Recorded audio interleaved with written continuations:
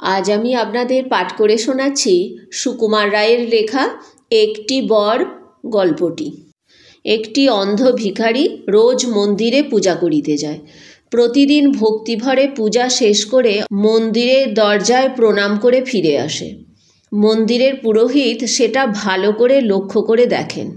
এইভাবে কত বৎসর কেটে গেছে কেউ জানে না।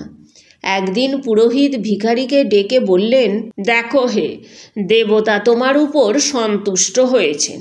তুমি কোনো একটা বর চাও, কিন্তু মনে রেখো একটি মাত্র বর পাবে। ভিখারি বেচারা বড় মুশকিলে পড়ল। কি যে চাইবে কিছু আর ঠিক করতে পারে না। একবার ভাবল দৃষ্টি ফিরে চাইবে, আবার ভাবল টাকা কড়ি চাইবে, আবার ভাবল আত্মীয় স্বজন, ছেলে পিলে, দীর্ঘ জীবন, এই সব চাইবে। কিছুতেই আর ঠিক করতে পারে না। তখন সে বলল, আচ্ছা, আমি কাল ভালো করে ভেবে এসে বর চাইব।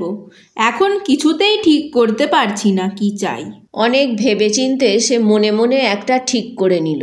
তারপর মন্দিরে গিয়ে পুরোহিতকে বলল, পুরুত ঠাকুর, আপনাকে অনেক অনেক ধন্যবাদ দিচ্ছি। আপনি আমার বড় উপকার করলেন। যে একটি বরের কথা বলেছেন সেটি এখন আমি চাইব।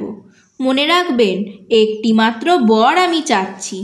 আমি এই বর চাই যে মরবার আগে যেন আমার নাতিকে 6তলা বাড়ির মধ্যে বসে সোনার থালায় পায়েস খেতে স্বচক্ষে দেখে যেতে পারি। এই এক বরে ভিখারি চোখের দৃষ্টি ফিরে পেল, ধনজন পেল, ছেলেপিলে নাতি নাতনি পেল, দীর্ঘ জীবন পেল। আমার এই গল্প পাঠ যদি আপনাদের ভালো লাগে, চ্যানেলটিকে লাইক, শেয়ার এবং সাবস্ক্রাইব করবেন। আপনাদের মূল্যবান মতামত কমেন্টের মাধ্যমে জানাবেন। ধন্যবাদ।